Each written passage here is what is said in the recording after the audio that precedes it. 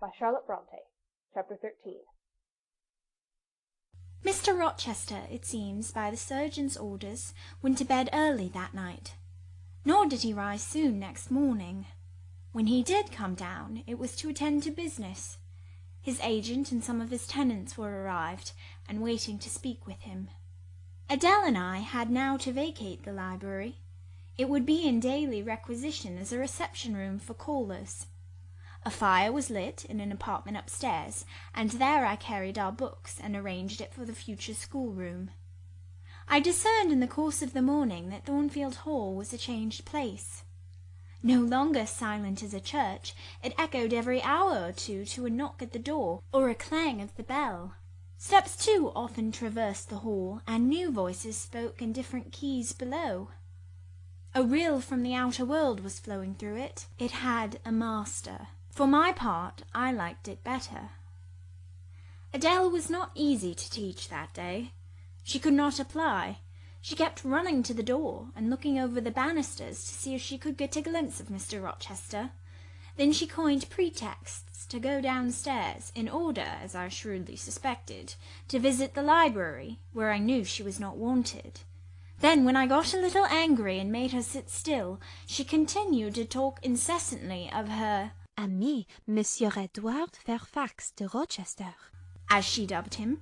I had not before heard his praenomens, and to conjecture what presents he had brought her, for it appears he had intimated the night before that when his luggage came from Millcote, there would be found amongst it a little box in whose contents she had an interest. Et cela doit signifier, said she, qu'il y aura là-dedans un cadeau pour moi, et peut-être pour vous aussi, mademoiselle. Monsieur a parlé de vous. Il m'a demandé le nom de ma gouvernante. Et si elle n'était pas une petite personne, assez mince et un peu pâle, j'ai dit oui, car c'est vrai, n'est-ce pas, mademoiselle? I and my pupil dined as usual in Mrs. Fairfax's parlour. The afternoon was wild and snowy, and we passed it in the schoolroom. At dark I allowed Adele to put away books and work, and to run downstairs, for from the comparative silence below, and from the cessation of appeals to the door-bell, I conjectured that Mr. Rochester was now at liberty. Left alone, I walked to the window, but nothing was to be seen thence. Twilight and snowflakes together thickened the air, and hid the very shrubs on the lawn. I let down the curtain, and went back to the fireside. In the clear embers I was tracing a view, not unlike a picture I remembered to have seen of the castle of Heidelberg on the Rhine, when Mrs. Fairfax came in, breaking up by her entrance the fiery mosaic I had been piecing together, and scattering, too, some heavy, unwelcome thoughts that were beginning to throng on my solitude. Mr. Rochester would be glad if you and your pupil would take tea with him in the drawing-room this evening, said she. He has been so much engaged all day that he could not ask to see you before. When is his tea time? I inquired. Oh, at 6 o'clock. He keeps early hours in the country. You had better change your frock now. I will go with you and fasten it. Here is a candle. Is it necessary to change my frock? Yes, you had better. I always dress for the evening when Mr. Rochester is here. This additional ceremony seemed somewhat stately. However, I repaired to my room, and, with Mrs. Fairfax's aid, replaced my black stuff dress by one of black silk, the best and the only additional one I had, except one of light grey, which, in my Lowood notions of the toilette, I thought too fine to be worn, except on first-rate occasions. You want a brooch, said Mrs. Fairfax. I had a single little pearl ornament, which Miss Temple gave me as a parting keepsake. I put it on, and then we went downstairs. Unused as I was to strangers, it was rather a trial to appear thus formally summoned in Mr. Rochester's presence. I let Mrs. Fairfax precede me into the dining-room, and kept in her shade as we crossed that apartment, and passing the arch, whose curtain was now dropped, entered the elegant recess beyond. 2 wax candles stood lighted on the table, and 2 on the mantelpiece. Basking in the light and heat of a superb fire lay Pilot. Adele knelt near him. Half reclined on a couch appeared Mr. Rochester, his foot supported by the cushion. He was looking at Adele and the dog. The fire shone full on his face. I knew my traveller, with his broad and jetty eyebrows, his square forehead, made squarer by the horizontal sweep of his black hair. I recognized his decisive nose, more remarkable for character than beauty, his full nostrils, denoting, I thought, choler, his grim mouth, chin, and jaw, yes, all three were very grim and no mistake. His shape, now divested of cloak, I perceived harmonized in squareness with his physiognomy. I suppose it was a good figure, in the athletic sense of the term, broad-chested and thin-flanked, though neither tall nor graceful. Mr. Rochester must have been aware of the entrance of Mrs. Fairfax and myself, but it appeared he was not in the mood to notice us, for he never lifted his head as we approached. "Here is Miss Eyre, sir," said Mrs. Fairfax in her quiet way. He bowed, still not taking his eyes from the group of the dog and child. "Let Miss Eyre be seated," said he, and there was something in the forced, stiff bow, in the impatient yet formal tone, which seemed further to express, "What the deuce is it to me whether Miss Eyre be there or not? At this moment I am not disposed to accost her." I sat down quite disembarrassed. A reception of finished politeness would probably have confused me. I could not have returned or repaid it by answering grace and elegance on my part, but harsh caprice laid me under no obligation. On the contrary, a decent quiescence, under the freak of manner, gave me the advantage. Besides, the eccentricity of the proceeding was piquant. I felt interested to see how he would go on.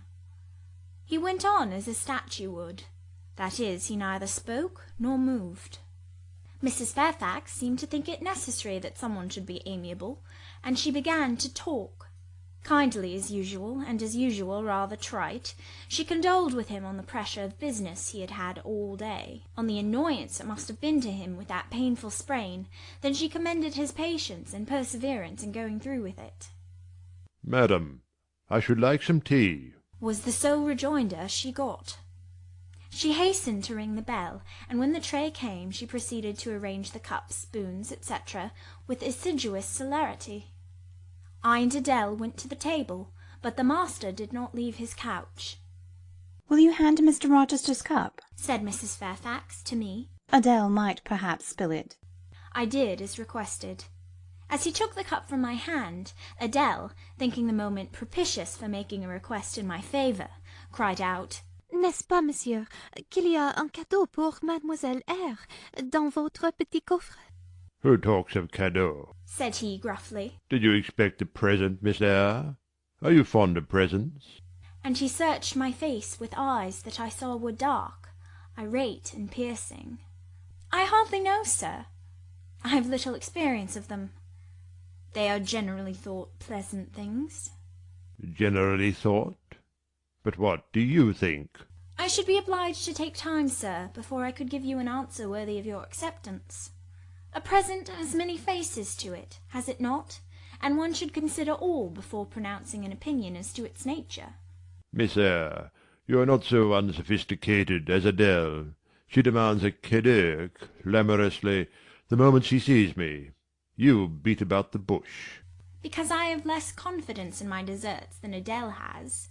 She can prefer the claim of old acquaintance, and the right, too, of custom, for she says you have always been in the habit of giving her playthings. But if I had to make out a case, I should be puzzled, since I am a stranger, and have done nothing to entitle me to an acknowledgment."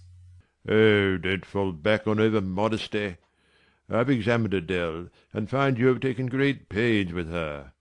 She is not bright, she has no talents, yet in a short time she has made much improvement." "Sir, you have now given me my cadeau.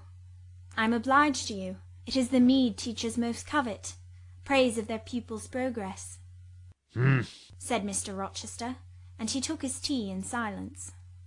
"Come to the fire," said the master, when the tray was taken away, and Mrs. Fairfax had settled into a corner with her knitting, while Adele was leading me by the hand round the room, showing me the beautiful books and ornaments on the consoles and chiffoniers. We obeyed, as in duty bound. Adele wanted to take a seat on my knee, but she was ordered to amuse herself with Pilot. "You have been resident in my house 3 months?" "Yes, sir." And you came from? From Lowood School, in Shire. Ah, a charitable concern. How long were you there? 8 years. 8 years. You must be tenacious of life. I thought half the time in such a place would have done up any constitution. No wonder you have rather the look of another world. I marvelled where you had got that sort of face. When you came on me in Hay Lane last night, I thought unaccountably of fairy tales, and had half a mind to demand whether you had bewitched my horse. I'm not sure yet. Who are your parents? I have none. Nor ever had, I suppose. Do you remember them? No. I thought not. And so you were waiting for your people when you sat on that stile? For whom, sir? For the men in green. It was a proper moonlight evening for them. Did I break through one of your rings, that you spread that damned ice on the causeway? I shook my head. The men in green all forsook England 100 years ago, said I, speaking as seriously as he had done. And not even in Hay Lane or the fields about it could you find a trace of them. I don't think either summer or harvest or winter moon will ever shine on their revels more. Mrs. Fairfax had dropped her knitting, and with raised eyebrows seemed wondering what sort of talk this was. Well, resumed Mr. Rochester, if you disown parents, you must have some sort of kinsfolk, uncles and aunts. No, none that I ever saw. And your home? I have none. Where do your brothers and sisters live? I have no brothers or sisters. Who recommended you to come here? I advertised, and Mrs. Fairfax answered my advertisement. Yes, said the good lady, who now knew what ground we were upon. And I am daily thankful for the choice Providence led me to make. Miss Eyre has been an invaluable companion to me, and a kind and careful teacher to Adele. Don't trouble yourself to give her a character, returned Mr. Rochester. Eulogiums will not bias me. I shall judge for myself. She began by felling my horse. Sir? said Mrs. Fairfax. I have to thank her for this sprain. The widow looked bewildered. Miss Eyre, have you ever lived in a town? No, sir. Have you seen much society? None but the pupils and teachers of Lowood, and now the inmates of Thornfield. Have you read much? Only such books as came in my way, and they have not been numerous or very learned. You have lived the life of a nun. No doubt you are well drilled in religious forms. Brocklehurst, who I understand directs Lowood, is a parson, is he not? Yes, sir. And you girls probably worshipped him, as a convent full of religieuses would worship their director. Oh, no. You are very cool. No? What? A novice not worship her priest? That sounds blasphemous. I disliked Mr. Brocklehurst, and I was not alone in the feeling. He's a harsh man, at once pompous and meddling. He cut off our hair, and for economy's sake bought us bad needles and thread, with which we could hardly sew. That was very false economy, remarked Mrs. Fairfax, who now again caught the drift of the dialogue. And was that the head and front of his offending? demanded Mr. Rochester.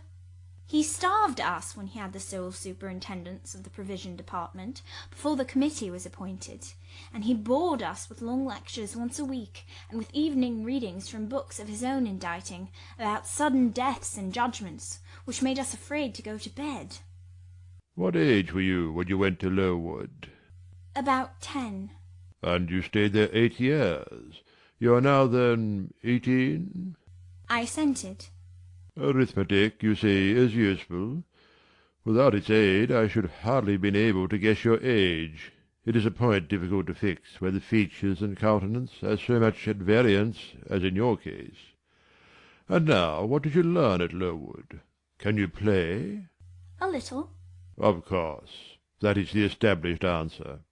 Go into the library. I mean, if you please. Excuse my tone of command. I am used to say, do this, and it is done. I cannot alter my customary habits for one new inmate. Go then into the library. Take a candle with you. Leave the door open, sit down to the piano, and play a tune." I departed, obeying his directions. "Enough!" he called out in a few minutes. "You play a little, I see, like any other English schoolgirl. Perhaps rather better than some, but not well." I closed the piano and returned. Mr. Rochester continued. "Adele showed me some sketches this morning which she said were yours. I don't know whether they were entirely of your doing. Probably a master aided you?" "No, indeed," I interjected. "Ah, that pricks pride. Well, fetch me your portfolio, if you can vouch for its contents being original. But don't pass your word unless you are certain. I can recognize patchwork." "Then I will say nothing, and you shall judge for yourself, sir." I brought the portfolio from the library. "Approach the table," said he, and I wheeled it to his couch. Adele and Mrs. Fairfax drew near to see the pictures. "No crowding," said Mr. Rochester. "Take the drawings from my hand as I finish with them. But don't push your faces up to mine." He deliberately scrutinized each sketch and painting. 3 he laid aside. The others, when he had examined them, he swept from him. "Take them off to the other table, Mrs. Fairfax," said he, "and look at them with Adele. You," glancing at me, "resume your seat, and answer my questions. I perceive those pictures were done by one hand. Was that hand yours?" "Yes." "And when did you find time to do them? They have taken much time and some thought." "I did them in the last 2 vacations I spent at Lowood, when I had no other occupation." "Where did you get your copies?" "Out of my head." "That head I see now on your shoulders?" "Yes, sir." "Has it other furniture of the same kind within?" "I should think it may have. I should hope better." He spread the pictures before him, and again surveyed them alternately. While he is so occupied, I will tell you, reader, what they are, and first I must premise that they are nothing wonderful. The subjects had indeed risen vividly on my mind. As I saw them with the spiritual eye before I attempted to embody them, they were striking, but my hand would not second my fancy, and in each case it had wrought out but a pale portrait of the thing I had conceived. These pictures were in water-colours. The first represented clouds low and livid, rolling over a swollen sea. All the distance was in eclipse. So too was the foreground, or rather the nearest billows, for there was no land. One gleam of light lifted into relief a half-submerged mast, on which sat a cormorant, dark and large, with wings flecked with foam. Its beak held a gold bracelet set with gems that I had touched with as brilliant tints as my palette could yield, and as glittering distinctness as my pencil could impart. Sinking below the bird and mast, a drowned corpse glanced through the green water. A fair arm was the only limb clearly visible, whence the bracelet had been washed or torn. The second picture contained for foreground only the dim peak of a hill, with grass and some leaves slanting as if by a breeze. Beyond and above spread an expanse of sky, dark blue as at twilight. Rising into the sky was a woman's shape to the bust, portrayed in tints as dusk and soft as I could combine. The dim forehead was crowned with a star. The lineaments below were seen as through the suffusion of vapour. The eyes shone dark and wild. The hair streamed shadowy, like a beamless cloud torn by storm or by electric travail. On the neck lay a pale reflection like moonlight. The same faint lustre touched the train of thin clouds from which rose and bowed this vision of the evening star. The third showed the pinnacle of an iceberg, piercing a polar winter sky. A muster of northern lights reared their dim lances, close serried along the horizon. Throwing these into distance rose in the foreground a head, a colossal head, inclined towards the iceberg and resting against it. 2 thin hands, joined under the forehead, and supporting it, drew up before the lower features a sable veil, a brow quite bloodless, white as bone, and an eye hollow and fixed, blank of meaning, but for the glassiness of despair, alone were visible. Above the temples, amidst wreathed turban folds of black drapery, vague in its character and consistency as a cloud, gleamed a ring of white flame, gemmed with sparkles of a more lurid tinge. This pale crescent was the likeness of a kingly crown. What it diademed was the shape which shape had none. "Were you happy when you painted these pictures?" asked Mr. Rochester presently. "I was absorbed, sir. Yes, and I was happy. To paint them, in short, was to enjoy one of the keenest pleasures I have ever known." "That is not saying much. Your pleasures, by your own account, have been few.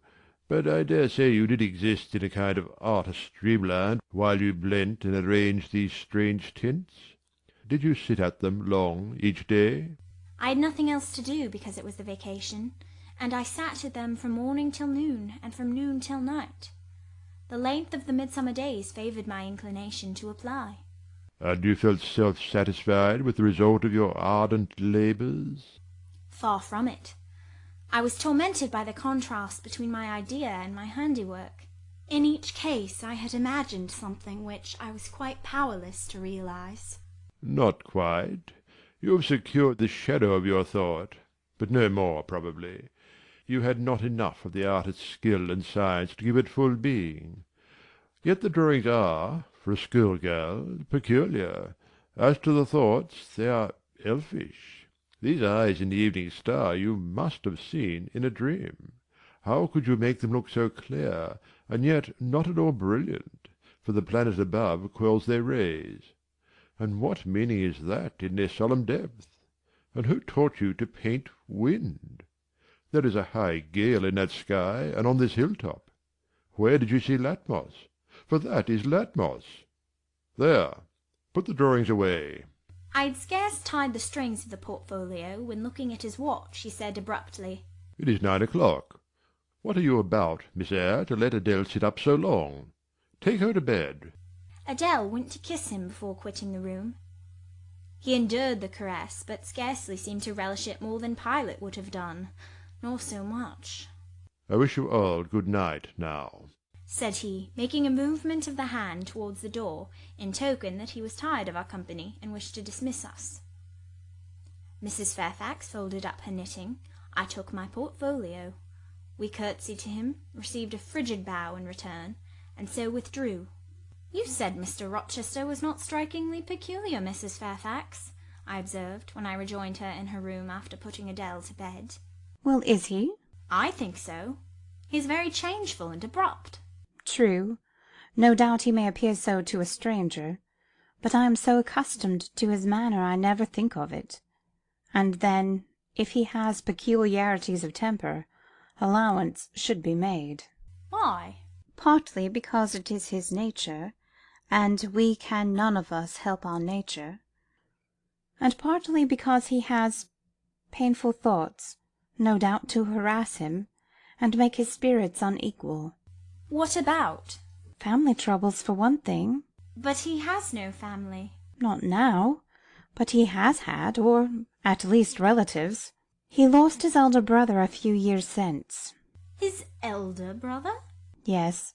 The present Mr. Rochester has not been very long in possession of the property, only about 9 years." 9 years is a tolerable time. Was he so very fond of his brother as to be still inconsolable for his loss?" "Why, no, perhaps not. I believe there were some misunderstandings between them. Mr. Rowland Rochester was not quite just to Mr. Edward, and perhaps he prejudiced his father against him. The old gentleman was fond of money, and anxious to keep the family estate together. He did not like to diminish the property by division, and yet he was anxious that Mr. Edward should have wealth too, to keep up the consequence of the name. And soon after he was of age, some steps were taken that were not quite fair, and made a great deal of mischief. Old Mr. Rochester and Mr. Rowland combined to bring Mr. Edward into what he considered a painful position, for the sake of making his fortune. What the precise nature of that position was, I never clearly knew, but his spirit could not brook what he had to suffer in it. He is not very forgiving. He broke with his family, and now for many years he has led an unsettled kind of life. I don't think he has ever been resident at Thornfield for a fortnight together, since the death of his brother without a will left him master of the estate, and indeed no wonder he shuns the old place. Why should he shun it? Perhaps he thinks it gloomy. The answer was evasive. I should have liked something clearer, but Mrs. Fairfax either could not or would not give me more explicit information of the origin and nature of Mr. Rochester's trials. She averred they were a mystery to herself, and that what she knew was chiefly from conjecture. It was evident, indeed, that she wished me to drop the subject, which I did accordingly. End of Chapter 13.